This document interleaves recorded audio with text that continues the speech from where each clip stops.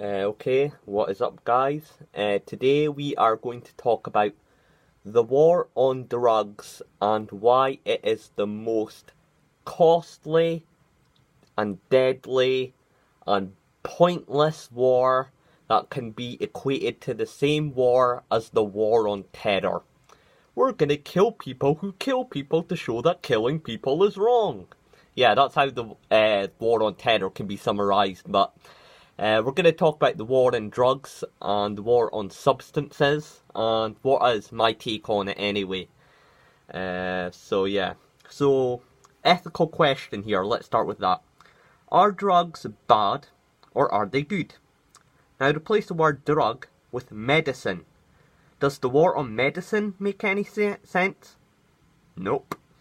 So the war on drugs started by the Reagan campaign in the 80s has led to a series of mass arrests for people just blazing a joint in the park. Now, anything is addictive, from video games to junk food, even things like caffeine to chocolate are drugs. Now, when you put it in that way, do drugs seem as scary to you? Nope. We all know, or I hope we all know by this point, that cannabis can't kill you. It can be mentally addictive, yeah, like video games, but not physically addictive. Of course, smoking anything can lead to lung cancer, but cannabis in itself has been proven to help people with cancer. Remember that.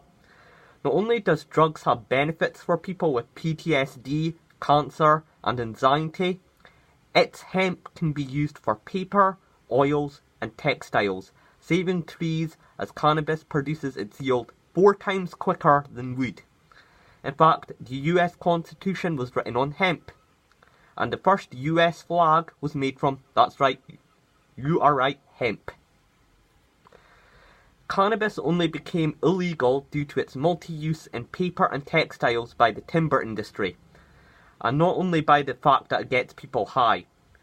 So it was made illegal by the timber industry because the timber industry, which made a lot of money at the time, was threatened by how hemp was out competing them. So it was nothing to do with it being a substance to why it became illegal. It was due to the timber industry. So yeah, and also it's weird how tobacco and alcohol, which can cause cancer and if used irresponsible, is legal, while drugs which can't kill you, like LSD and mushrooms, can't kill you and are illegal. No sense whatsoever. More people have died on prescription drugs than street drugs. We think of addicts as young, cool kids who go to parties and deserve it because they tried to be cool and now they're hooked. When in most cases, those junkies you see in the street, yes, he had a disease and was addicted to his prescriptions to take the pain away. Now I explain it that way, junkie isn't that much of a scapegoat word, is it now? The prohibition on cannabis has not worked just like how the prohibition on alcohol did not work.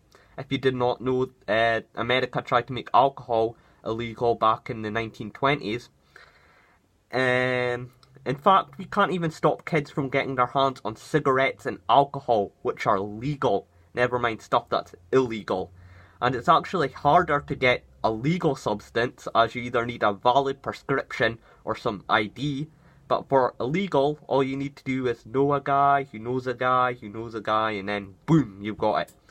In fact, it's probably easier to get your hands on a dime bag of coke right now than it would be than a bottle of vodka from the shops. How ironic. And by coke I don't mean the good old cola. When alcohol was prohibited in America during the early 20th century, this only led to the rise of Tommy gun wielding, top hat wearing Al Capone gangsters. Did people stop drinking? Nope.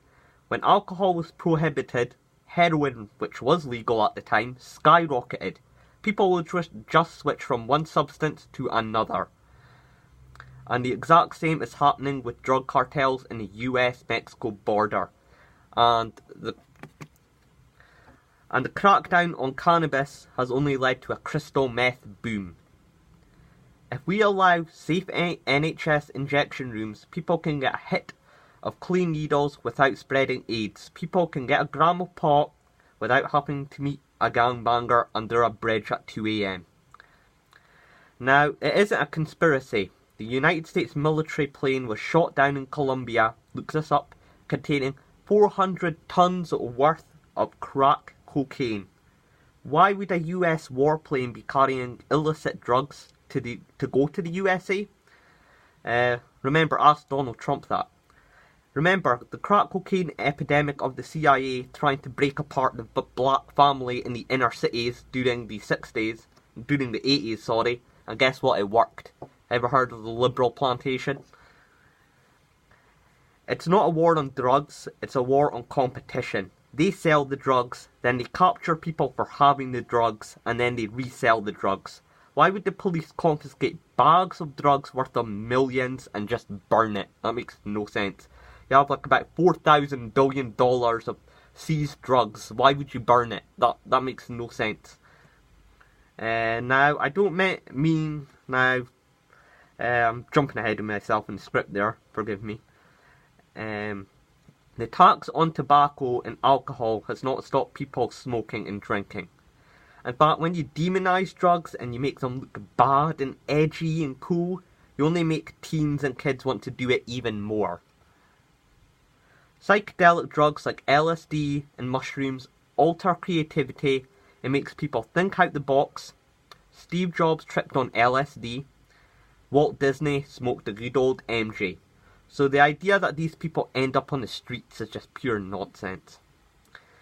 And yes, you may have struggled to crack down illegal drugs, but what about the new legal high boom on the internet, where people could purchase party bills on eBay, which does just the same effects as ecstasy, MDMA, if not stronger. And with legal highs, no one knows what's in them, and no scientists have started researching them because they're new. So, and in fact, they could be the exact twin of the illegal drug, but just make the molecules, just switch up the molecules, and it's no longer MDMA, but it's now MDMAA instead of MDMA, and it's, guess what, still does the same trick. So there's so much loopholes behind the system anyway. And if you don't know about drugs, I recommend you research highly before taking them. At least have common sense of basic biology, like if you mix downers with more downers, it's going to decrease the CNS system and cause, well, death. An early grave, some may say. And it's the activity you do on drugs which get you hooked. If you smoke pot and eat pizza, you won't be able to eat pizza while being stoned. If you drink beer after coming home from work, you will pursue that habit. If you take pain pills after the gym, chances that every time you go to the gym, it'll be followed up by the same codeine. Now, you're more likely to overdose on alcohol than any other, not only because it's more widespread, but the fact that a heroin user has it registered in the back of their head that if they take too much of this, they might die, while people on alcohol just booze it up and party their lives away and don't think about a trip to the hospital room later. And heroin makes people fall asleep with them forgetting to breathe, but alcohol, well, it's a more painful death. I don't know, but have you ever met the toilet seat on a Friday night? Also, if someone overdoses on cocaine, they may be afraid to report it, and they might not go into hospital and get the treatment, and it's going to cause a higher death rate, because no one's going to go to the hospital and say they're taking cocaine, not only to get medical help, but get a knock on the door, arrested to police, and guess what? You're sitting with your cardiac arrest in a prison cell instead of a hospital. Now, I'm not glamorizing drug use, this is just for awareness, basically, so, yeah. So what I'm saying is, the war on drugs, it's a war on competition. We all know it's the CIA are controlling it, they're circulating the drugs, they're controlling the drugs. All my points I've said, there's no way in stopping it. It's a waste of taxpayers' money. Let me just round it up by saying this. A war on terrorists has just created more terrorists. A war on drugs has just created more drugs.